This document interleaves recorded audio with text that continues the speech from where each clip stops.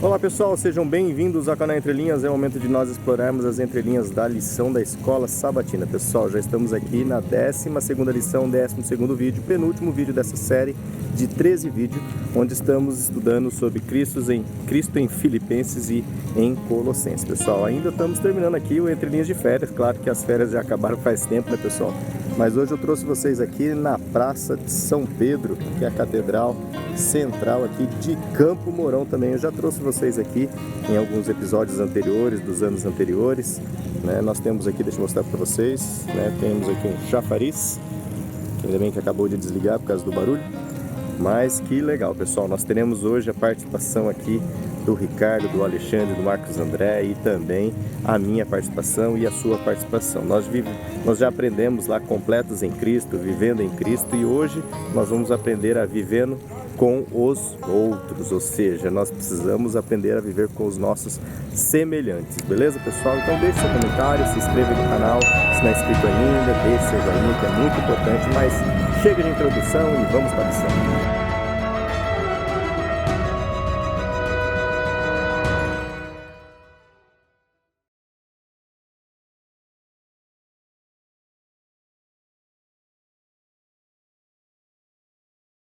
Bom pessoal, antes de eu chamar então aqui o Ricardo, gostaria de mais uma vez agradecer aos comentaristas do Entre Linhas, valeu mesmo, você que deixa seu alô durante todo esse período de férias, apesar de eu não conseguir ler os comentários, não citar os nomes, mas mesmo assim você a cada semana deixou o seu nome lá, então valeu mesmo, muito obrigado aí pela sua companhia, ok?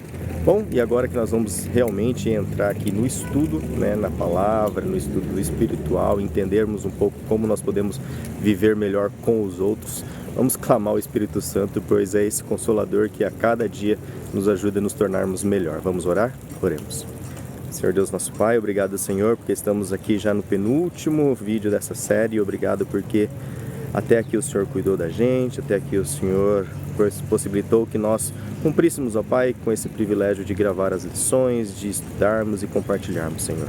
Use mais uma vez o Ricardo, o Alexandre, o Marcos, a minha, cada ouvinte também, para que principalmente essa lição ela seja muito prática em nossas vidas, em nome de Jesus. Amém, Senhor. Então, chega aí, Ricardo, agora é com você. Bom, vamos lá, gente. Lição número 12, convivendo com os outros. Antes de eu começar a lição, o Walking Tour de hoje é pelas ruas de Milão, na Itália. Milano.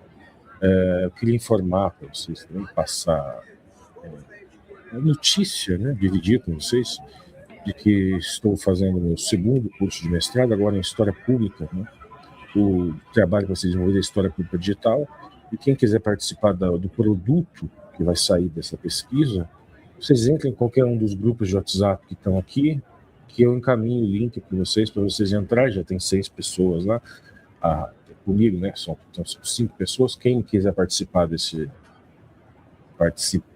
da produção, entra lá no WhatsApp, que eu vou passando informações conforme for desenvolvendo. O curso começa, acredito que na próxima semana, vai ser desenvolvido aí esse ano e o próximo. Bom, gente, vamos agora desenvolver a lição. Primeiramente, o tema da lição, né? Nós vemos aqui essa questão do convivendo com os outros. Então, vamos pegar algumas expressões hebraicas. A primeira expressão hebraica, reia, que seria o próximo, né? O outro próximo. Reia significa companheiro, próximo, membro da comunidade. Exemplo clássico está no Vaikra, Levíticos 19, 18. Amarás o teu próximo como a ti mesmo. Que o próximo, essa expressão aqui, reia, é o teu próximo. Esse termo indica um outro que pertence ao mesmo círculo social, é um membro do povo, vizinho, parceiro da comunidade. Aqui é o outro da convivência cotidiana. Aí, Esher é o outro diferente, significa um outro distinto, geralmente é outros deuses, o outro caminho, né? O outro aqui é marcado pela diferença, pela alteridade.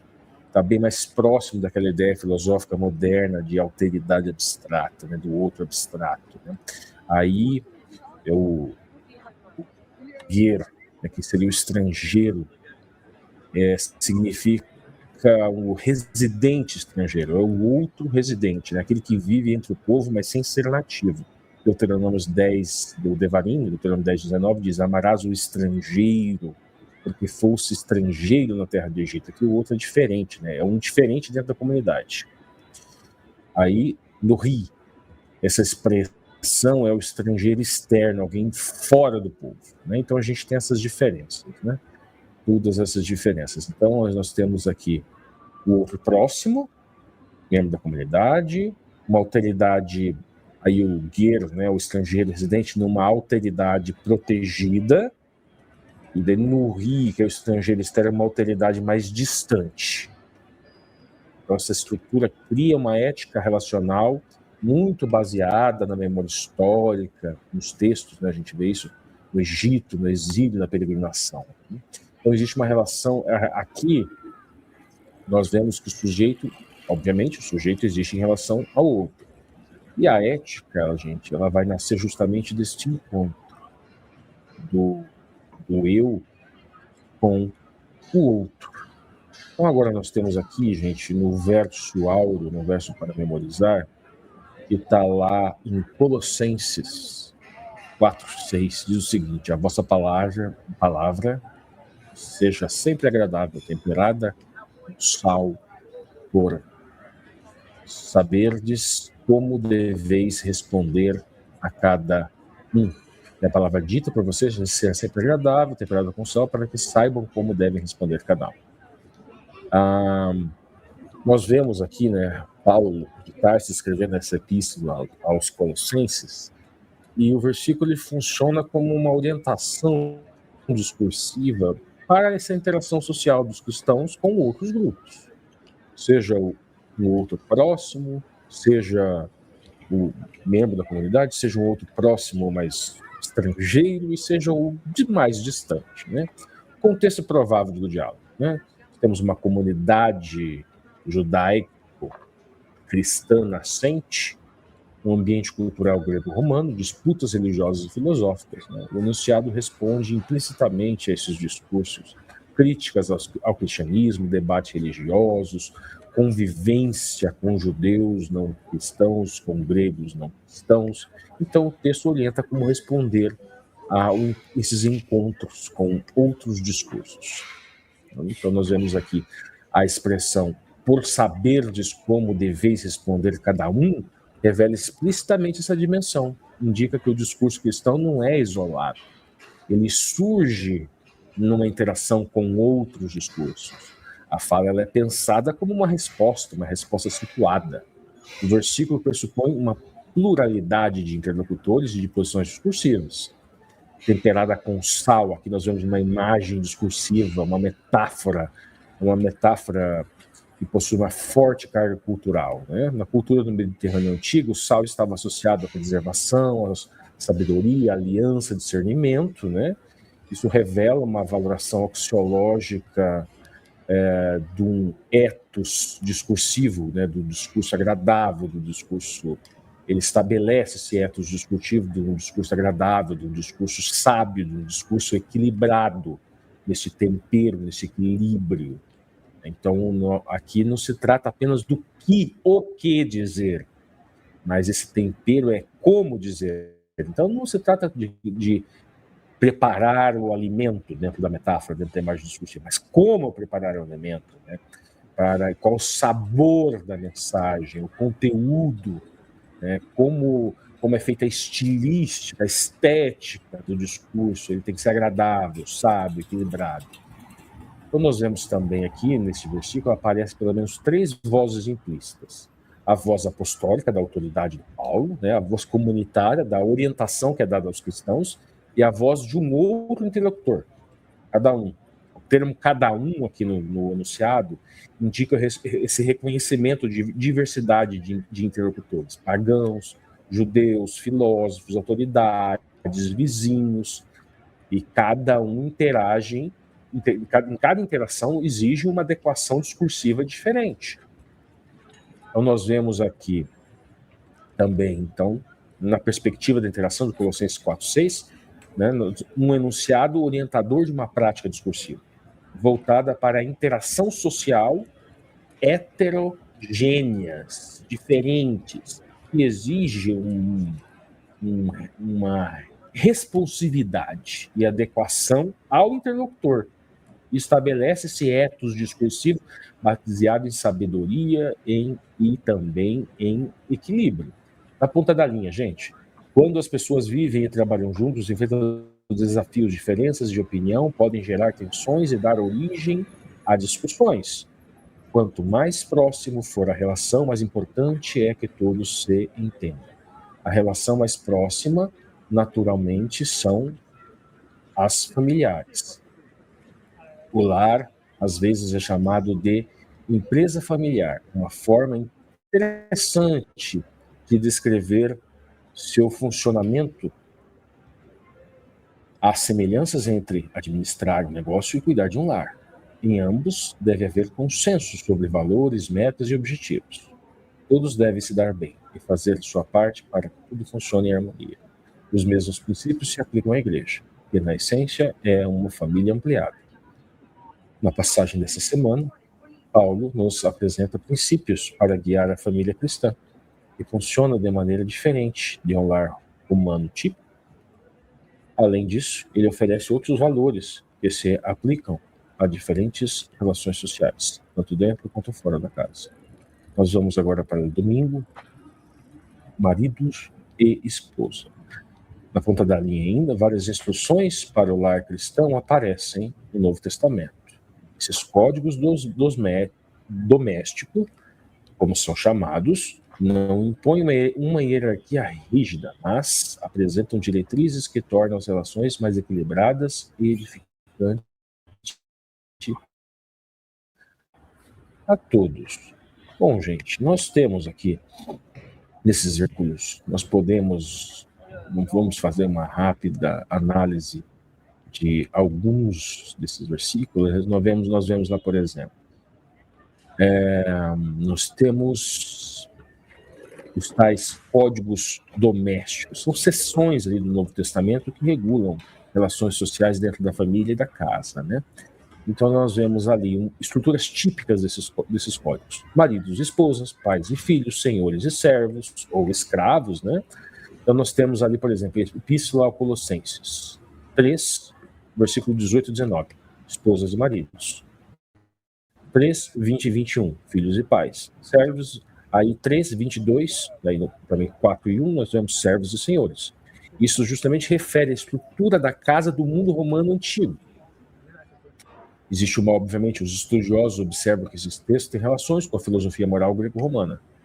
Filósofos como Aristóteles já descreviam a organização da casa, oikos, em 3 relações: marido, esposa, pai, filho, senhor, escravo.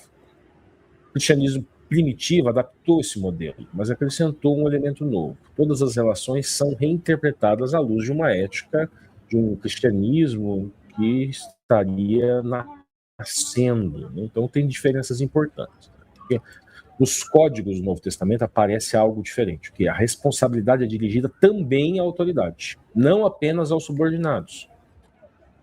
Exemplo, Epístola de Efésios: maridos devem amar as esposas, pais não devem provocar os filhos, senhores devem tratar os servos com justiça.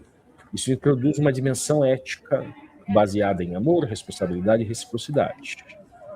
É claro que essas leituras são bem complicadas e elas carregam vários elementos da época. Vamos lá, gente. Epístola aos Efésios 5:21. Sujeitavos uns aos outros no temor de Cristo. O versículo estabelece um princípio dialógico de reciprocidade. O sujeito ele não é isolado aqui, ele se constitui justamente nessa relação com o outro. Aparece aqui uma orientação para o outro. O comportamento do sujeito depende da presença do interlocutor. Então nós vemos o que aqui, gente? Nós vemos o texto prosúio, ele tem uma breve rítmica, que é a expressão uns aos outros cria uma simetria discursiva que enfatiza essa mutualidade. Nós vemos Efésios 5:22, mulheres, sede submissas aos vossos maridos. O enunciado responde a uma estrutura social do mundo romano. Ele dialoga com discursos culturais diferentes sobre a autoridade familiar. Nós temos que tomar cuidado com o anacronismo, tentando trazer para o nosso tempo. Talvez até naquele tempo fosse até um pouquinho pior, mas um pouquinho mais acentuado do que é hoje, né? Mas, no entanto, ele só pode ser compreendido dentro do versículo anterior, o 5:21, que introduz a submissão recíproca. Nós vemos o que aqui? Um estilo normativo conciso do texto, né, de um gênero epistolar moral, mas no artigo anterior nós vemos essa questão da submissão mútua. A Epístola de Efésios 5:25, maridos, amai vossas esposas. Nós vemos aqui, ocorre uma inversão discursiva em relação à cultura patriarcal. O marido, que é a figura de autoridade, também recebe uma obrigação. Isso introduz uma dimensão de responsabilidade dialógica. O verbo amar substitui o vocábulo de domínio comum no direito romano. Essa escolha lexical cria um efeito ético-estético muito forte. Epístola de Efésios 6:1, filhos, obedecei a vossos pais. O discurso reconhece a hierarquia familiar existente, mas ele também transforma essa relação ao inserir no campo moral religioso. A autoridade não é apenas social, ela passa a ser uma fundamentação ética. Nós temos aqui essa estética do enunciado da estrutura é simples e direta. Nós temos aqui gêneros de instrução moral. Efésios 6:4, pais, não provoqueis vossos filhos. Ocorre aqui a contrapalavra do anterior. A contrapalavra é o abuso da autoridade. O pai, que era a figura de poder absoluto da família romana, é colocado sob um limite ético. Isso revela esse movimento dialógico de autoridade e responsabilidade. Lembra que nós falamos no começo? Autoridade, responsabilidade. Essa é a diferença desse novo movimento. Então nós vemos aqui essa forma negativa, não provoqueis, cria uma tensão retórica para enfatizar essa advertência. Colossenses 3:18, esposas, sede submissas aos vossos maridos. O enunciado reflete o padrão cultural da época, reflete esse padrão de submissão, não tem como negar isso, mas coloca dentro de um novo horizonte religioso comunitário. Ele dialoga com dois discursos, a ordem social romana e a ética cristã emergente. Então, no estilo aqui é um sintético normativo, típico de formas de ética, de enunciados breves, éticos breves. A epístola agora de Colossenses 3:19. Maridos, amai vossas esposas. Novamente aparece a reciprocidade moral. O marido não é apenas autoridade, mas sujeito ético responsável. Então aqui o princípio cria novamente uma dinâmica dialógica dentro da família. Nós vemos o quê? Uma oposição implícita entre submissão e amor, que cria um equilíbrio discursivo. Colossenses 3:20, filhos, obedeceis em tudo a vossos pais.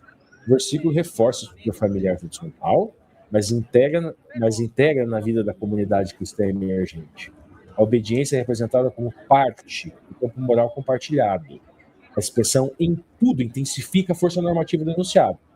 Aí a primeira epístola de Pedro 3:1, mulheres, sede submissas aos vossos maridos. Esse texto também dialoga com situações missionárias do cristianismo primitivo. Ela busca evitar conflitos sociais dentro da estrutura familiar existente. O texto possui um estilo exortativo meio pastoral. Pode ser interpretado, obviamente, como um reforço ao patriarcado da época, o que não vai desmerecer. Gente, eles são, acreditamos pela fé na influência do Espírito Santo, mas são homens falando. E esses homens estão dentro do horizonte social da época. O autor pede para ler Colossenses 3:19 e 18. Que equilíbrio você percebe? Quais conselhos adicionais Paulo dá em Efésios 5, 22, 25 e 33? Alguns homens, antes de eu entrar na população, né, gente, vamos fazer uma análise, uma rápida análise, né, disso. Nós vemos aqui, gente, uma comparação, revela um equilíbrio ético relacional dentro daqueles códigos domésticos, sabe?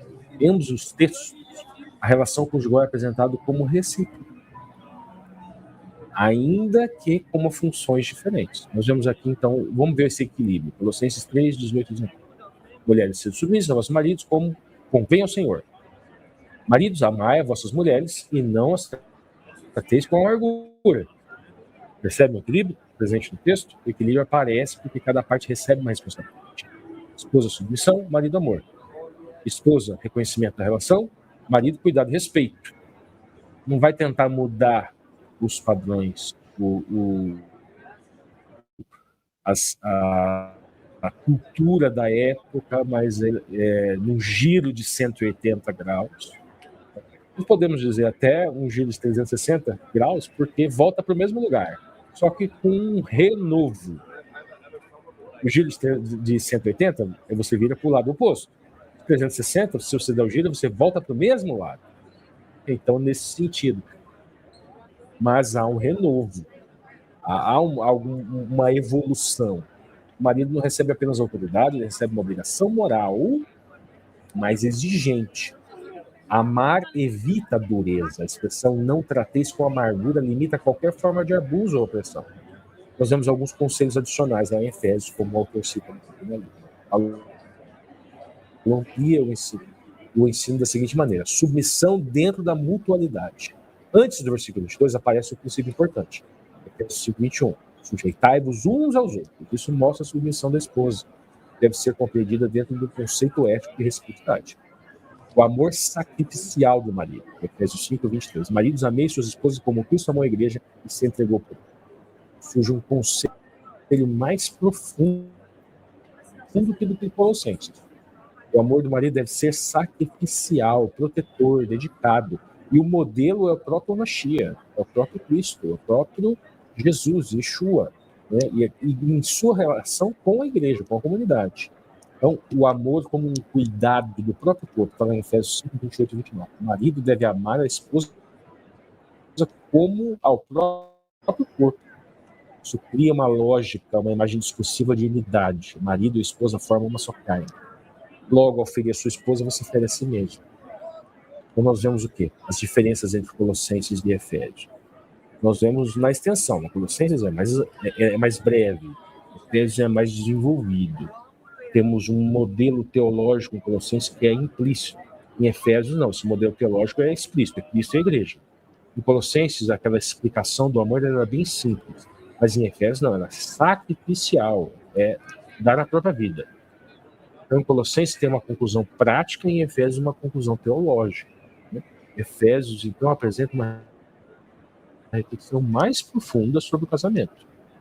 Nós vemos o que? Um relacionamento conjugal é uma relação, ele é relacional e responsivo. Cada papel depende do outro. A identidade do sujeito surge também na interação. A autoridade ela não é unilateral, ela é equilibrada por responsabilidade ética. Então, nós vemos aqui o equilíbrio das epístolas. Aparece que a esposa é chamada ao respeito e cooperação e o marido é chamado ao amor sacrificial e cuidado. Então, em Efésios aprofunda o princípio, mostrando que o casamento deve refletir o relacionamento entre Cristo e a igreja, estabelecendo uma ética de amor, de respeito e unidade. Então, vamos para a ponta da linha e vamos encerrar. Alguns homens citam esses textos, né? Esposas, cada um de vocês se sujeita ao nosso próprio marido, e param por aí. Já fizemos análise, né, gente? Mas observe a importante condição que Paulo acrescenta. Como convém ao Senhor, o Novo Testamento, em momento algum, ensina que as mulheres devem se submeter a todos os homens, né? Que a esposa seja subserviente, atendendo sem critério a todos os caprichos e desejos do marido. Ok, gente, explicitamente ele pode até não refletir isso, né, dentro da nossa interpretação, mas pode sim refratar. Tanto o Velho quanto o Novo Testamento pode sim ser utilizado como um mecanismo enunciado machista. Alguns homens citam este texto: esposas, que cada um de vocês se sujeite ao seu próprio marido. E param por aí. Mas observem a importância da condição que Paulo acrescenta. Como convém ao Senhor, que é Colossenses 3:18. O Novo Testamento, em momento algum, ensina que as mulheres devem se submeter a todos os homens, nem que a esposa seja subserviente, atendendo sem critério a todos os caprichos do marido. A lealdade da esposa é primeiramente ao Senhor, depois ao marido. Individualmente, a individualidade da esposa não deve ser apagada pelo marido, nem ele pode servir de consciência para ela. Tá, gente, qualquer texto ele reflete e refrata. E quando você interpreta qualquer texto, você vai procurar entender o que o texto quer dizer dentro daquele contexto, dentro daquele público para o qual ele foi escrito, e como ele pode refratar na nossa sociedade. E até mesmo naquele momento ele poderia refletir e refratar. Então, o que acontece? Os textos da Bíblia podem sim refletir, podem sim refratar sentidos, pode haver um excedente de sentido machista que possa até servir para corroborar com discursos machistas na sociedade. Todo texto ele tem essa duplicidade de sentidos, esse excedente de sentidos, porque o sentido do texto ele é encontrado na interação, não é só o que o apóstolo quis dizer, mas é o que o apóstolo quis dizer e o que as igrejas entenderam na época, e o que nós entendemos hoje. Isso é o que significa reflexo e refração. O reflexo é um sentido parcial, como se você, mas ela é mais nítida. Agora, refração não. Refração, a luz ela se divide, ela pode ter uma multiplicidade de sentidos. Todo texto é assim. Ao dizer que a Bíblia não é assim, é negar o óbvio. Qualquer texto. A Bíblia é um texto, a Bíblia possui textos enunciados, e os enunciados também estão sujeitos a esse fenômeno, né, do sentido refletir e refratar. Então, esses textos podem sim ser utilizados no contexto social, como foram utilizados em contextos históricos específicos para justificar o patriarcado. Não temos como negar isso. E não há problema nenhum nisso, porque isso não vai contra a nossa fé. Entendemos que o texto bíblico é inspirado, entendemos que os homens são inspirados, mas continuam sendo homens, limitados em seus pensamentos, em sua forma de se comunicar. A linguagem continua sendo humana e limitada pela forma de se comunicar, típica de qualquer linguagem humana. Então, o amor de Cristo pela igreja, ao se entregar por ela, ilustra como o marido deve amar a sua esposa. Ele será fiel, não importa o custo, decidirá sempre o que for melhor para a esposa. Um amor assim torna mais fácil para a esposa obedecer ao mandamento de Deus de respeitar a marido. Efésios 5:33. O casamento cristão saudável é caracterizado pela reciprocidade, diálogo, cumplicidade e harmonia. Às vezes, quando decisões como implicações para toda a família precisam ser tomadas, pode ser apropriado incluir filhos na discussão, mas os pais nunca devem brigar com eles.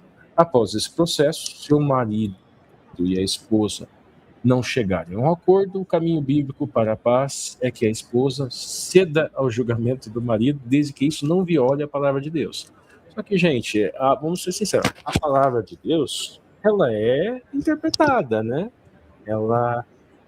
As pessoas interpretam essa palavra. A palavra, o texto, como eu já falei, ele reflete. Então, essa fórmula, ela pode até solucionar algumas questões mais simples, mas nem tanto. Porque a esposa, ela pode sim interpretar a palavra de Deus de uma forma, e o marido pode interpretar a palavra de Deus de outra forma, e os filhos podem interpretar a palavra de Deus de outra forma, e os três podem dizer que o que eles estão dizendo é a palavra de Deus. E o problema continua. Entendem? Então, essa questão, essa fórmula, ela não soluciona discussões mais complexas. A questão é, vamos aprender a suportar uns aos outros, se levar, ceder, ter razão não é mais importante do que ter paz e tranquilidade e harmonia dentro da casa. Então, muitas vezes, é melhor nem discutir sobre determinados assuntos. Se for necessário, tudo bem, mas às vezes a discussão sobre quem está certo, sobre quem é o porta-voz da família da palavra de Deus, ela pode trazer mais desarmonia do que harmonia. Esse último texto, gente, igualdade. A maioria dos maridos, se não todos, pode se lembrar de momentos felizes em que seguir os conselhos da esposa. Quanto mais o marido e a esposa cooperam, mais feliz será o casamento. Então agora fica com o Alexandre. Olá, amigo do canal Entre Linhas. Estou contente em estar aqui para mais uma lição da Escola Sabatina. Vocês estudaram sábado e domingo com o Ricardo, lição 12. E agora vocês seguem comigo na lição de segunda e de terça-feira. Uma liçãozinha perigosa. Uma lição perigosa porque ela pode ser usada para defender coisa muito complicada, para expressar opiniões muito perigosas, e cada um de nós, ao estudar a lição, ao refletir sobre a lição, deve pensar o seguinte: essa é a minha opinião ou é a opinião de Deus? Isso é o que eu acho? Ou isso está de acordo com o caráter de Deus? Porque assim a gente com certeza não vai usar esses textos de uma forma equivocada para defender violência, para defender opressão, para defender abuso de qualquer forma que seja. A lição de segunda-feira, a lição de domingo falou da relação de marido com esposa, e a lição de segunda-feira falou da relação dos pais com os filhos. Trouxe ali uma série de 4 textos.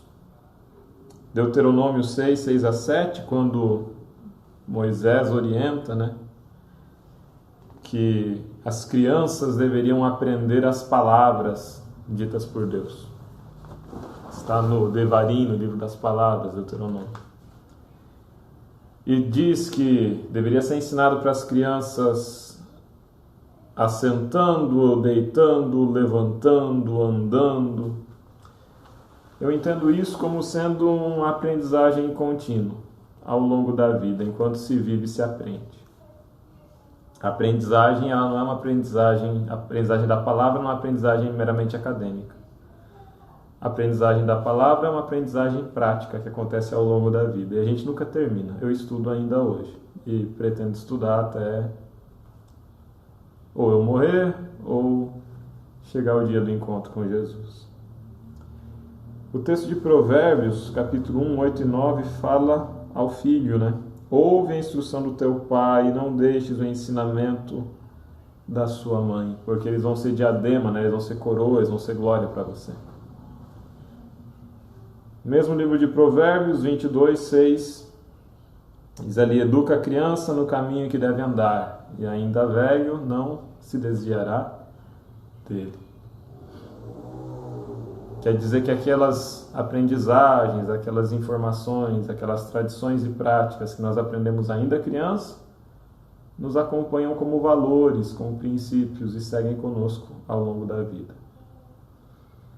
E por fim, Mateus 19:14, quando os discípulos tentam impedir as crianças de chegar até Jesus, Jesus diz: deixai vir a mim os pequeninos, não os embaraceis, porque dos tais é o reino dos céus. E por fim, o quinto texto é o texto de Colossenses 3:21, que fala: pais, não irritem os seus filhos, para que eles não fiquem desanimados, para que eles não os desfaleçam. Nós temos muitas nuances quando a gente fala da relação entre pais e filhos. Nós temos, por um lado, pais que ofereceram o melhor que tinham, mas viram seus filhos seguirem caminhos que não eram caminhos de retidão. E eu quero falar para você, pai ou mãe, que está descontente com as escolhas que o seu filho fez na vida, que a sua filha fez na vida. As escolhas são dele. Você não é responsável por essas escolhas. As escolhas são dela. Por mais que doa, você não é responsável pelas escolhas do seu filho ou da sua filha. Você pode ensiná-los ainda jovem no caminho que deve andar, e velhos eles podem se desviar do caminho. Esperamos que não se desviem, mas podem se desviar. Nós não podemos esquecer do princípio da liberdade. A Bíblia fala que a lei de Deus é a lei do amor e a lei da liberdade. Deus respeitou o livre-arbítrio, Deus respeitou a liberdade do homem num ponto tal que o criou, sabendo que o homem iria negá-lo, traí-lo, cair em pecado e crucificá-lo depois. Se Deus respeita a liberdade de escolha do ser humano, quem é um pai para questionar a liberdade de escolha dos seus filhos? Mas talvez eu fale também com filhos que tiveram péssimos pais. Talvez eu fale com filhos que não tiveram os pais.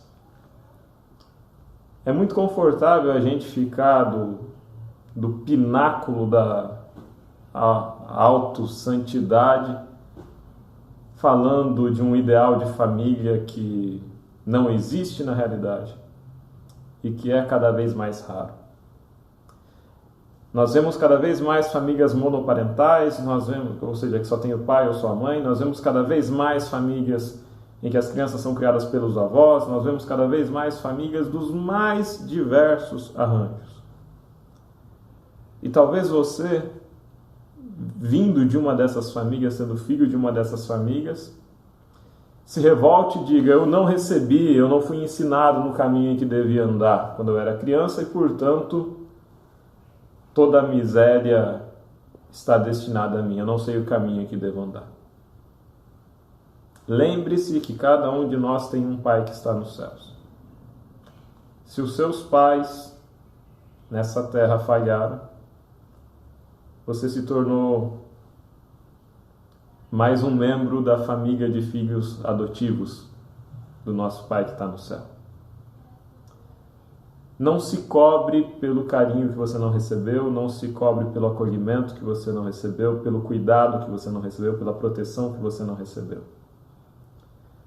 Você fez as escolhas que te foram possíveis, você fez o melhor que pôde com aquilo que você recebeu. E agora pode ser que a gente venha daquela família dita perfeita, né?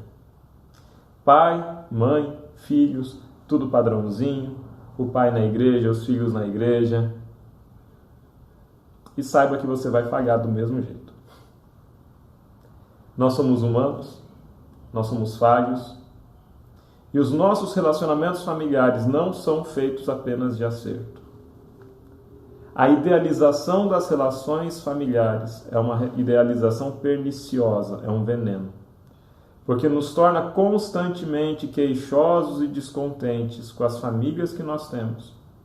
E faz com que nós sejamos atribulados pela culpa constante de não sermos bons o bastante, bons filhos o bastante, bons pais o bastante, santos o bastante, e não sermos suficientes. Lembre-se de que a graça misericordiosa de Cristo está acessível a todos nós. Todos pecamos e todos carecemos irremediavelmente da graça de Cristo. E a graça de Cristo não é uma graça que nos salva apenas para a vida eterna, mas é uma graça que pode operar milagres na nossa vida hoje. Conversão, transformação, mudança de rumo, espaço para fazer novas escolhas, para decidir novamente, para ser algo diferente daquilo que nós somos até então. Essas portas estão todas abertas. Seu destino não é traçado nem determinado por aquilo que o seu pai ou a sua mãe fez com você ou deixou de fazer com você. Seu destino é traçado e determinado pelas suas próprias escolhas e pela sua aceitação ou não do amor que Deus lhe oferece. Caminhamos para a lição de segunda-feira.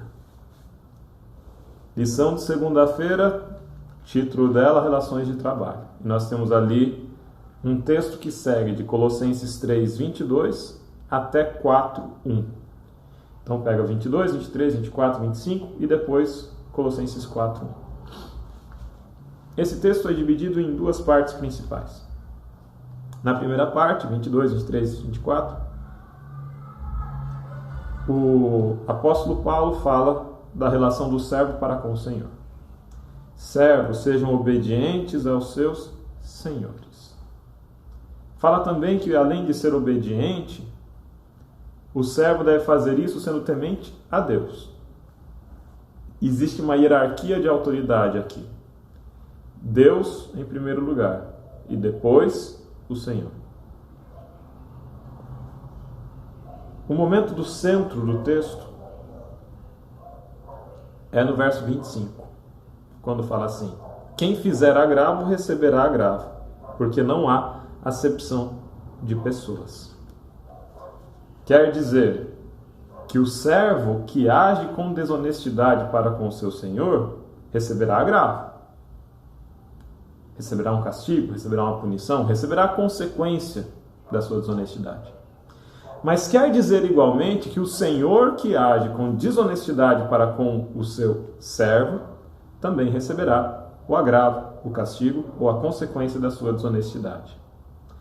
O verso 4, versículo 1, fala agora em relação ao Senhor. Então nós temos primeiro o servo, depois o agravo, que é o meio termo, e por fim o Senhor. Senhor, fazei o que for justiça. E lembre que você tem o Senhor no céu. Algumas informações que nós precisamos ter aqui. Primeiro, no mundo romano haviam escravos. A escravidão era uma das principais formas de organização do trabalho em Roma. E nem todo escravo era igual. Haviam escravos do campo, que trabalhavam pela colheita e trabalhariam na agricultura a vida inteira, e era um trabalho muito pesado. Existiam escravos de prostituição, cuja vida era se prostituir, amando do seu senhor. Existiam escravos das minas, que geralmente eram prisioneiros da justiça, ou com dívidas contra alguma situação específica ao erário. E os escravos das minas, eles trabalhavam até a morte em condições muito terríveis, muito degradantes. Havia os escravos das galés, que eram remadores, que também geralmente prisioneiros por crimes. Haviam escravos domésticos, que eram às vezes bem tratados, que eram professores, administradores, médicos, costureiros, profissionais das mais diversas áreas. Filósofos foram escravos. Existiam escravos que recebiam herança do seu senhor, que recebiam a liberdade do seu senhor. Existiam escravos que preferiam ser escravos do que ser livres, porque eram muito bem tratados, e ser escravo lhe dava mais status e segurança material do que ser livre. Portanto, quando o apóstolo Paulo fala sobre a escravidão, o autor da lição deixa isso bem claro. Ele não se refere à escravidão que aconteceu na América, nos canaviais aqui. Ele não se refere à escravidão hipotética de um tempo aleatório qualquer, mas ele se refere à realidade concreta na qual ele está escrevendo. Se o cristianismo simplesmente denunciasse a escravidão, o cristianismo denunciaria toda a sociedade romana e o cristianismo seria ainda mais duramente perseguido, inclusive por alguns escravos. Portanto, ao se adequar ao seu mundo, o cristianismo tolera a escravidão. Particularmente, não acredito que é desejo de Deus que ninguém seja escravo. Mas isso sou eu, Alexandre, em 2026 falando. Se eu vivesse em Roma, eu seria romano. Se eu vivesse na China, se eu nascesse na China, eu seria chinês. Mas eu nasci no Brasil em 2026. Agora vem um outro movimento perigoso. A gente achar que esse texto ele deve ser simplesmente transferido, copiado e colado para as relações de trabalho atuais. Alguns princípios são importantes, sim. O princípio da honestidade, da obediência, da superioridade da autoridade de Deus. Se o meu patrão me manda fazer algo e Deus me manda fazer outro, eu fico com aquilo que Deus me manda. Só que nós não somos submissos aos nossos patrões como se fosse a Deus. Porque nós não vivemos na sociedade romana e não somos escravos. Existe um ordenamento jurídico. Existem leis trabalhistas. Existe um conjunto de regras que regulamentam as relações de trabalho. Existe direito à greve. Existe direito à filiação sindical. Existe um conjunto de direitos assegurados a nós pela Carta Constitucional de 1988. Portanto, se eu, como cristão, vou me posicionar no mundo do trabalho agora, assim como Paulo orientou lá na carta aos Colossenses, eu devo me inserir no mundo do trabalho de acordo com o estatuto jurídico do meu tempo. Portanto, meu irmão, se o seu patrão agir com desonestidade e ferir a lei trabalhista com você, processe-o. Não há nenhum problema e não há desacordo com a vontade de Deus aqui. Se o seu patrão te pedir para fazer alguma coisa que contraria as convenções coletivas, que contraria as leis trabalhistas, você não é obrigado a obedecer. Se o seu patrão te pedir para cometer um crime, para cometer uma desonestidade, te pedir para sonegar imposto de renda, te pedir para receber por fora, cometer crimes fiscais, você tem autonomia para dizer não. Porque lembre que lá no texto de Colossenses 3, versículo 25, fala que não há acepção de pessoas, portanto não há diferença entre patrão e empregado diante de Deus. O próprio Paulo fala, não há mais judeu, nem grego, nem escravo, nem livre. Todos são iguais diante de Deus. Não há espaço para acepção de pessoas. Quem fizer agravo receberá agravo, porque não há acepção de pessoas. E você que é patrão, lembre-se de que você tem um Senhor no céu. Lide com o seu empregado com a mesma gentileza e amor que você lida com um irmão de fé. Mas lembre também que trabalho não é caridade. Lembre-se que trabalho não é esmola. E lembre-se que oferecer um emprego a alguém implica numa relação contratual. Se você quiser ser generoso, dar dinheiro para alguém, dar esmola, tudo bem, é o seu direito. Mas lembre-se que você tem direito de exigir do trabalhador exatamente aquilo que a lei diz que o trabalhador deve fornecer ou comparecer. Aquilo que está no contrato, aquilo que está na lei. Mas lembre-se também que você está diante de Deus em obediência e responsabilidade com a mesma lei. A lei de Deus, mas também a lei dos homens. Que envolve uma regulamentação do trabalho, uma regulamentação da jornada, o pagamento de hora extra, que envolve tudo isso. Ah, Alexandre, assim fica muito pesado, desse jeito é mais negócio nem contratar ninguém. Bom, se você pensa assim, talvez seja.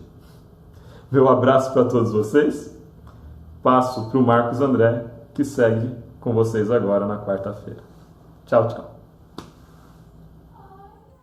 Obrigado, Alexandre. Muito obrigado também ao Lúcio e ao Ricardo pelas participações e a você que nos acompanha aqui pelo canal Entre Linhas. Tem alguns nomes que nós já conhecemos, né? Aquela audiência fiel, você já faz parte da família Entre Linhas. Outras pessoas assistem também, mas não comentam. Que Deus esteja abençoando a sua casa, que Deus esteja presente no seu lar, na sua família. E agora vamos dar continuidade aqui ao estudo da lição na parte de quarta-feira, que começa com uma pergunta baseada em Colossenses no capítulo 4, versos 2 a 4. E ele pergunta quais são os princípios que o apóstolo Paulo apresenta para a oração e também quais são os pedidos de oração que ele faz, né? Talvez você identifique aí alguns princípios que eu não identifiquei, né? Você pode até deixar aí nos comentários, mas o primeiro princípio que eu identifiquei aqui é a oração contínua. Ele pede ali para que a oração seja sem cessar, orando sempre, né? Ele fala, continuem orando, né? Então, esse é um princípio importante da oração, a oração perseverante, a oração contínua, está sempre, daqui a pouco nós vamos ler outros textos mais a respeito disso. Eu costumo dizer que o que define a prioridade de uma oração é a nossa necessidade, ou o nosso querer. Tem coisas que eu quero, e o nosso querer ele é muito volátil, né? Então, às vezes eu oro por alguma coisa que eu quero, mas quero naquele momento, amanhã eu não quero mais. E essa oração ela não é uma oração contínua, porque eu oro hoje, amanhã eu já quero outra coisa, eu oro por outra coisa, e depois de amanhã eu já vou orar por outras coisas que eu quero, e essa oração não é contínua. Agora, quando é uma oração de necessidade, ou seja, por exemplo, se alguém está doente, se alguém está passando por uma enfermidade grave na família ou a própria pessoa, essa oração vai ser uma oração contínua. Todos os dias você vai orar. Então é isso que define se a nossa oração o que define se a nossa oração é perseverante ou não é se nós estamos pedindo necessidade ou estamos pedindo coisas que nós queremos. Querer é volátil, né? E outro princípio que é apresentado aqui é a ação de graça, é a gratidão, né? Algumas orações na Bíblia, elas apresentam já a gratidão já antes mesmo de receber a bênção, já ora agradecendo pelas bênçãos de Deus, né? Como Moisés orou, firmado na benevolência, na misericórdia de Deus. Também Daniel, a oração de Daniel, né? Na sua oração ele já agradece a Deus pela sua misericórdia. Então isso nos demonstra fé, né, naquilo que nós estamos pedindo, e também demonstra gratidão. Um coração grato é sempre um coração muito feliz. Existem pessoas que não conseguem ser gratas porque elas sempre acham que merecem mais do que têm. Então elas não conseguem ser gratas, né? Elas não agradecem por aquilo que têm. Então ela tem uma casa, mas quer uma mansão. Ela tem um carro, mas quer um helicóptero. Ela tem um helicóptero, mas quer um avião. Então ela não é grata, porque ela acha que sempre merece muito mais do que tem. E quando alguém recebe algo de Deus e entende que aquilo é uma bênção de Deus e é mais do que você esperava ou mais do que você merece, porque o que nós merecemos é a morte, né? Então, aquilo que nós recebemos de Deus deve ser motivo de ação de graça, de gratidão. Isso vai alegrar o nosso coração, porque o reconhecimento de que Deus tem agido, de que Deus tem feito, é muito importante para a nossa alegria, para o nosso crescimento em comunhão com Deus.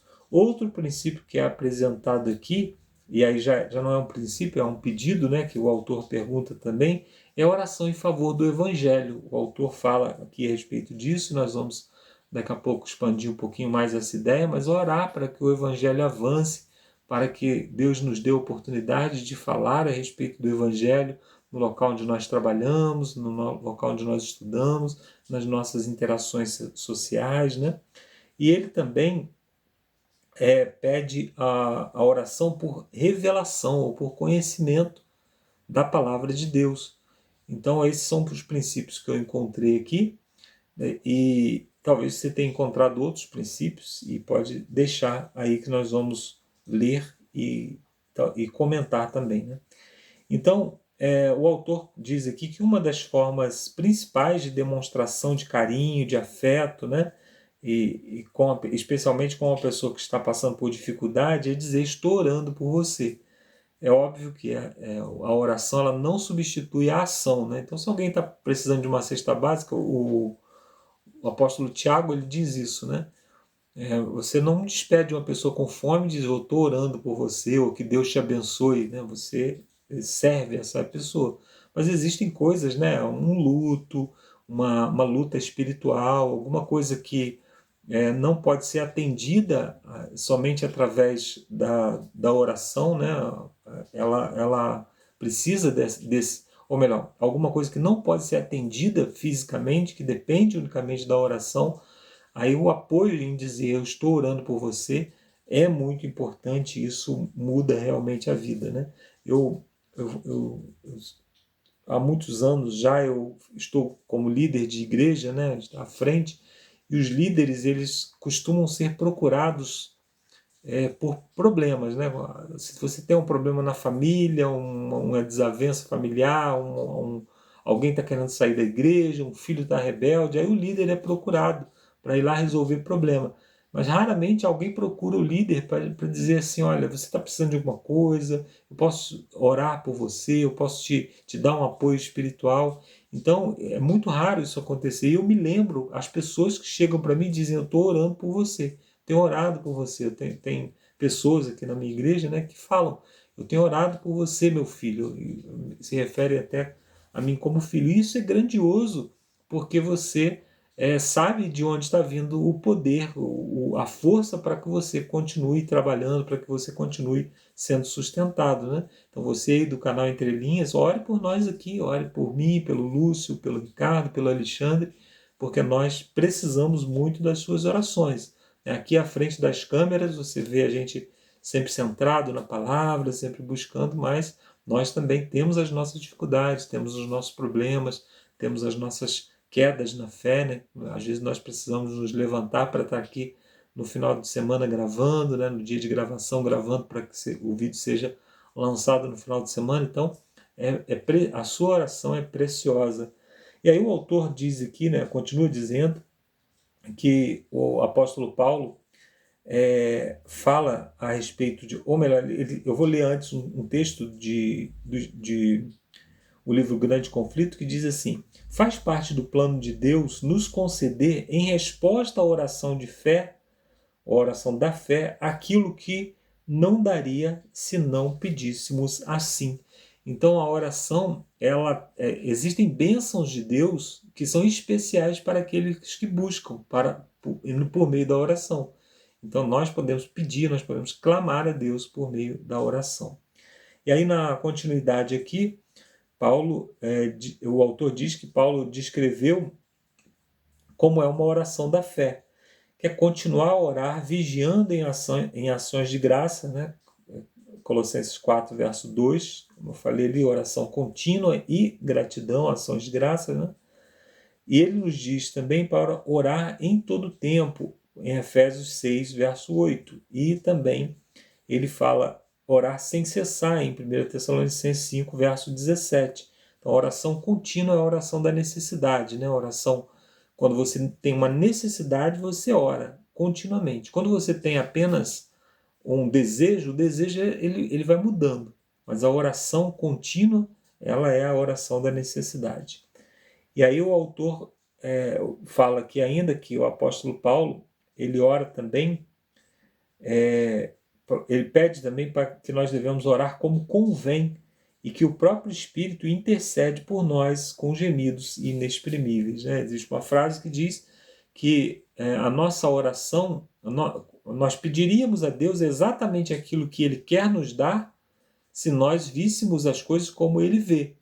Então nós às vezes pedimos uma bênção que na verdade é uma maldição, porque nós não conseguimos ver o fim desde o princípio.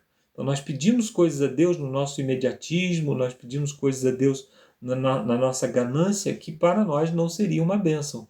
E Deus, ele tem um princípio para responder a oração. Ele atende pelo princípio da bondade e do amor. Ele nos dá apenas aquilo que é bom, aquilo que é reto, aquilo que é agradável, aquilo que está baseado nos seus princípios. Ele não vai nos conceder algo que nos seja prejudicial, que vai nos afastar da sua presença.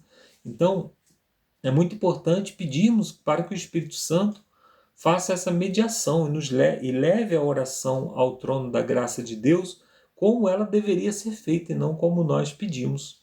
A oração ela pode ser levada a Deus segundo os princípios. Às vezes eu peço para ficar rico, por exemplo, mas Deus sabe que se eu ficar rico, eu vou me tornar arrogante, eu vou ter tantos problemas aí para administrar o meu dinheiro que eu não vou ter mais tempo para Deus.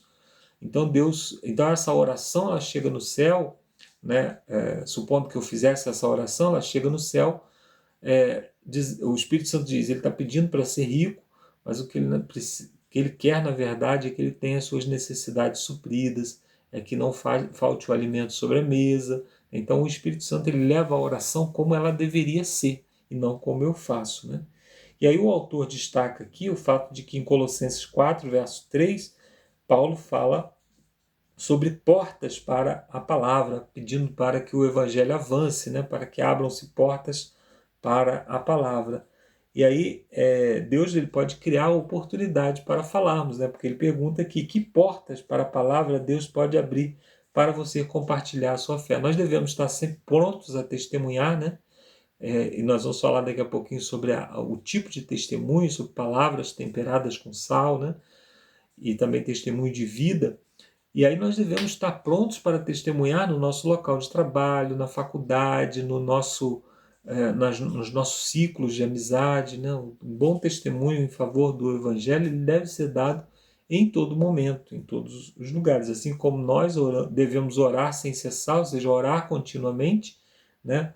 Nós devemos também estar sempre prontos a compartilhar o Evangelho. Então, Paulo orou para que ele tivesse as palavras certas, né, para poder compartilhar, e ele pedia orações para poder transmitir essa mensagem com a devida clareza. Tudo isso em Colossenses 4, verso 2 a 4, né? Esse é o verso 4. essa devida clareza seria como cumpre fazer em algumas outras versões da Bíblia, né? Então Paulo conhecia a importância de levar essa mensagem aos mais altos níveis do governo romano, incluindo a casa de César. Então, existem formas de você testemunhar, né? Você vê muito claramente como que o evangelho era pregado para judeus, por exemplo, apontando para as profecias messiânicas. Você vê que ao pregar para um carcereiro, Paulo e Silas falaram de salvação para toda a sua casa, que provavelmente era algo que ele valorizava muito. E nos tribunais ele defendia a sua fé usando termos jurídicos. Então, em cada lugar, né, naquela eloquência do apóstolo Paulo, o autor até fala aqui sobre essa eloquência, né? Em cada lugar Paulo tinha métodos diferentes para apresentar o evangelho. E isso é sabedoria do céu. Nós precisamos ter essa sabedoria também, né? Às vezes nós vamos falar com um advogado, outra hora nós vamos falar com o dono de casa, às vezes vamos falar com um amigo, às vezes vamos falar com um desconhecido. Nós precisamos ter instrução de Deus para falar da maneira correta. E aí, para encerrar aqui, tem um texto do livro A Ciência do Bom Viver, que diz que não é necessário estarmos sempre prostrados de joelho, né, em oração. Nós podemos falar com Deus quando estamos a sós, quando estivermos caminhando, quando ocupados. Olha só que coisa maravilhosa, né? Você que faz a sua caminhada pela manhã, fazer essa caminhada em oração, falando com Deus, isso é bonito, né? E é um exercício para a alma, né? Assim como temos o exercício para o corpo físico, nós teremos ali também um exercício para a alma, porque ao falar com Deus, nós estaremos abrindo o nosso coração a Ele, esvaziando o nosso coração. Às vezes nós estamos pesados de espírito e nós temos ali alguém com quem nós podemos compartilhar, e isso faz com que estejamos também esvaziando, né? Nos tornando leves fisicamente ao caminhar, né? Vamos emagrecer e nos tornando leves espiritualmente também por compartilhar com Deus aquilo que aflige o nosso coração. Na parte de quinta-feira, sábios no modo de agir. Aí o autor fala aqui que ele pergunta, né, qual é a verdade mais importante que nós temos como cristãos, e ele diz que é que Cristo morreu pelos nossos pecados e por meio da fé nele nós podemos ter a vida eterna. Essa é a verdade mais fundamental do Evangelho. E ela deve ser contada ou revelada, né, a outras pessoas, né? Assim como um dia ela foi revelada a nós pela palavra de Deus ou através do testemunho de alguém. Alguém teve tempo de nos dar um estudo bíblico, alguém teve tempo de nos aproximar de Deus, e nós precisamos também disso, né? Então há uma grande quantidade de verdade, conhecimento, sabedoria que nunca teríamos acesso se não fosse pela palavra de Deus revelada. No entanto, essa palavra, nós devemos viver essas verdades, nós não devemos apenas ter conhecimento, nós devemos testemunhar vivendo aquilo que nós aprendemos, né? Isso dá relevância àquilo que nós aprendemos. Imagina se nós falássemos, eu tenho grandes conhecimentos a respeito da palavra de Deus, eu não uso esse conhecimento, não vivo esse conhecimento, mas eu quero falar para que você viva. A pessoa vai questionar, né, se essa verdade é realmente relevante para nós. O autor pergunta, com base em Colossenses capítulo 4, versos 5 e 6, ele pergunta em que situações Paulo nos ensina que precisamos ser mais ainda sábios no modo de agir. Por que isso é importante? Ele diz que nós devemos ser sábios no modo de agir com os que são de fora, né? E devemos ter palavras bem temperadas para falar do Evangelho. Ele diz que, infelizmente, nós, os cristãos, às vezes, não somos cristãos como deveríamos ser. E o autor diz aqui, né, com base em dois textos bíblicos, Tito 2, verso 5, e também 2 Pedro capítulo 2, verso 2, que a nossa maneira de agir influencia diretamente no Evangelho. Por exemplo, lá no livro de Tito diz que ele pede, né, para que a palavra de Deus, um bom comportamento, para que a palavra de Deus não seja difamada. E a mesma coisa em 2 Pedro capítulo 2, verso 2. Ele diz que por causa deles, né, de algumas pessoas que se comportavam mal, o caminho está sendo difamado, o caminho da verdade, o caminho verdadeiro está sendo difamado. Então, o mau comportamento de um cristão, ele influencia na maneira como outras pessoas recebem o evangelho. Por isso nós devemos vigiar para que não sejamos pedra de tropeço, né? Então, ele diz aqui que um forte testemunho em favor do evangelho é um lar cristão, né? Onde acontecem pequenas gentilezas, onde os filhos se reúnem para orar, estudar a palavra, ao invés de fazer aí as travessuras, né? Não, pessoas pacientes que falam umas com as outras, né? Como é difícil ser paciente no lar, né? Se alguém pisa no nosso calo na rua, né? Nós, não, tudo bem, que isso, não, não, não, a pessoa se desculpe, mas em casa, qualquer coisa que acontece, né, vira uma briga, um copo cai no chão, vira uma briga. Então nós precisamos, né, ter mais as palavras, como diz o apóstolo Paulo, né, as nossas palavras precisam ser mais temperadas, né? E às vezes aquilo que acontece no nosso lar, né, além de tornar um ambiente desagradável, dá mau testemunho a respeito do Evangelho, né? E aí o autor cita aqui alguns textos, né, ou melhor, o próprio texto do apóstolo Paulo, em Colossenses 4, verso 6, ele vai seccionando aqui em partes. Ele diz que Paulo destacou a palavra que usamos deve ser uma palavra dita para você de forma agradável, né? O apóstolo Paulo diz assim, que a palavra dita por vocês seja sempre agradável. Isso é uma forma simples, gentil, educada de comunicar as palavras da graça de Deus, né? Por meio do Espírito Santo é que nós conseguimos essa nobreza ao falar, né? Também ele diz temperada com sal, né? Em vez de trazer em tom agressivo, em vez de trazer as palavras de uma maneira arrogante, né? Nós podemos levar palavras com alegria, as palavras que sejam saborosas aos ouvidos, né? As palavras também têm gosto no nosso ouvido. Então, se nós falamos com grosseria, com ironia, né? De forma desagradável, essas palavras, a verdade ela pode ser difamada por isso, né? E aí ele diz também para que saibam como devem responder a cada um, né? Então o Espírito Santo pode dar palavras certas no momento certo e com o propósito certo. Então o Espírito Santo prepara, né, o coração daquele que vai receber, e ele também pode preparar os nossos lábios para levarmos as palavras, né? E aí o autor pergunta aqui, né, reflita sobre as suas palavras e ações e seu comportamento. Que mensagem você está transmitindo sobre sua fé e sobre o que significa ser cristão? Bom, muitas vezes a nossa vida é a única Bíblia que as pessoas vão ler. E aí eu faço uma pergunta reflexiva para mim e também para você. Se a única Bíblia que as pessoas lessem fosse a sua vida, que imagem elas teriam do Evangelho? Que imagem elas teriam de Cristo? Quando nós levamos o nome de Cristo, né, quando nós dizemos que somos cristãos, nós estamos levando o nome de Cristo.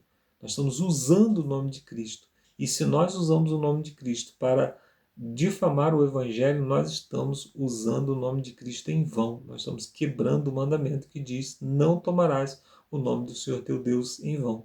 Quando nós falamos cristão, nós estamos levando o caráter de Cristo. Nós estamos levando o nome de Cristo sobre nós. Então que Deus nos abençoe para que possamos ser testemunhas sólidas. E mais uma vez eu digo, ore por mim, ore aqui pelo canal Entre Linhas, ore por nós, porque nós precisamos muito das suas orações. Eu termino aqui essa minha participação e agora você fica com o Lúcio com as perguntas de sexta-feira. Um abraço, até a semana que vem. E agora é com você, Lúcio. Valeu, Alexandre, valeu, Marcos, valeu, Ricardo, valeu a você que ficou até aqui no finalzinho desse vídeo. Agora nós vamos para as perguntas para consideração, perguntas bastante práticas, né, que pedem conselhos aí para vocês compartilharem. Deixa aí seus conselhos também nos comentários. Vai ser muito legal, né, a gente trocar essa experiência.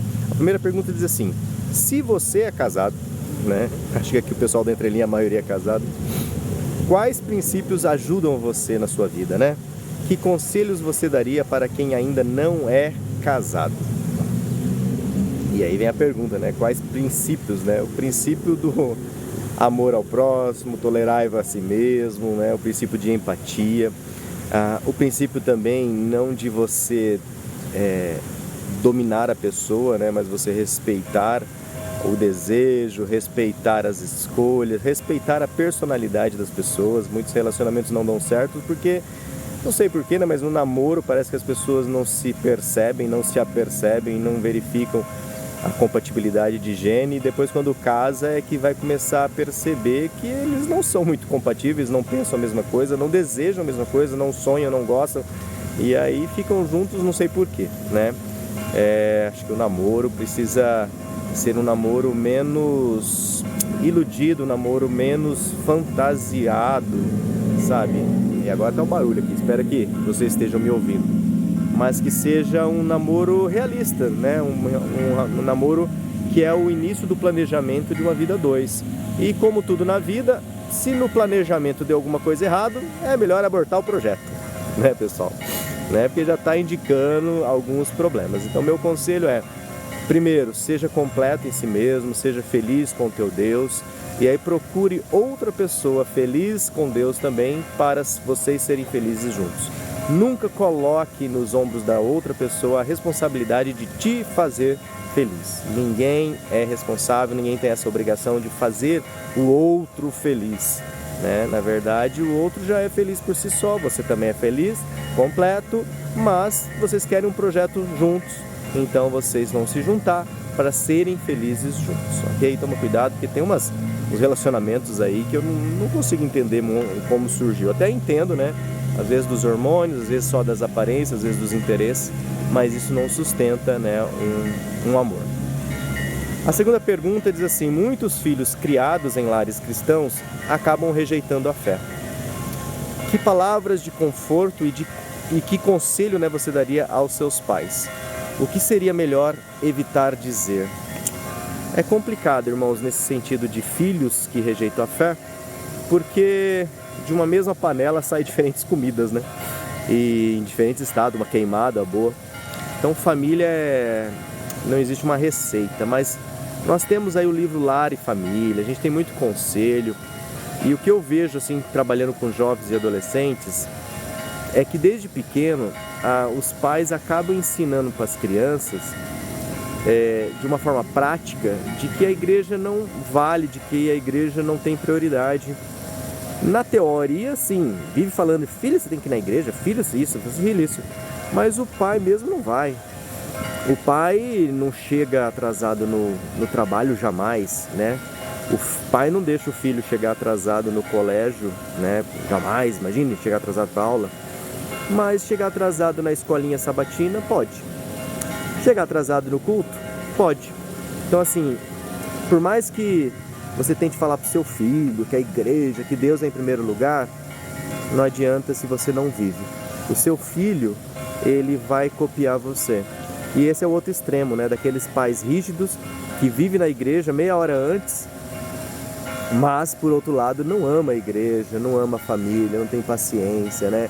É um pai ríspido, é um pai que não representa bem o caráter de Deus, né? Então, queridos pais, não tem muita receita, mas tem algumas dicas, tem alguns comportamentos nossos como pais que destroem a autoestima dos nossos filhos, destroem o relacionamento deles com Deus.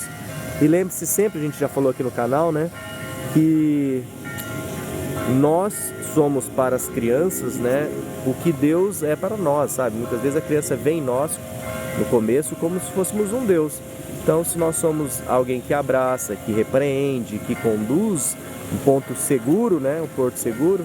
Agora, se a gente é inconstante, se a gente é violento, se a gente só reage da pancada, não é esse o relacionamento que Deus tem com a gente, beleza? E a última pergunta é: reflita mais aqui sobre o conselho andar em sabedoria, né? O que significa, por outro lado, andar em estupidez? Sabe, andar em estupidez me trouxe uma frase que idiotice é fazer a mesma coisa esperando resultados diferentes, né? Não lembro o autor, se foi Albert Einstein que falou isso, ou algum cientista. Mas andar na estupidez muitas vezes é justamente você querer fazer as coisas erradas e desejar que dê certo. Você sonegar imposto e achar que você está certo e que nunca vai dar problema. Você passar uma coisa com defeito para uma pessoa e achar que você está sendo esperto, né? Então, assim, estupidez vou traduzir aqui, é falta do Espírito Santo, né? Muita gente busca o Espírito Santo, o dom do Espírito Santo, o fruto do Espírito, né? Para viver, mas na verdade a gente tem uma tendência natural de andar de forma muito estúpida. Se a gente não buscar a Deus diariamente, irmãos, nós estamos perdidos, para não falar outras palavras aqui mais fortes, né? Mas é isso aí, pessoal, chega de falar, coloca aqui as suas opiniões aí sobre essas questões, sobre um conselho com o casado, conselho para os pais, que os filhos estão longe, e como andar aí em sabedoria e não em estupidez, pessoal.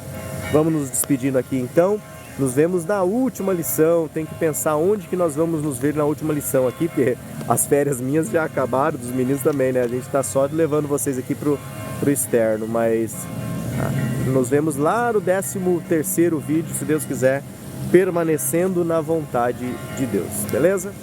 Bom, mas antes de nos despedirmos, né, com o som com o badalar dos sinos, né, da igreja aqui em Matriz de Campo Mourão, peço a você que mais uma vez busquemos a Deus em oração. Oremos. Senhor Deus nosso Pai, obrigado, Senhor, porque o Teu Santo Espírito nos desperta e nos ajuda a cada dia sermos melhores, Pai. Sermos pelo menos melhor do que ontem, Pai. E a cada dia vamos dando um passo, aprendendo. Ajude-nos como esposos, cônjuges, como pais e também como irmãos e amigos a sermos cada dia melhores. Em nome de Jesus oramos. Amém. Então é isso aí, pessoal. Fiquem com Deus e até o último vídeo dessa série, se Deus quiser. Tchau, tchau.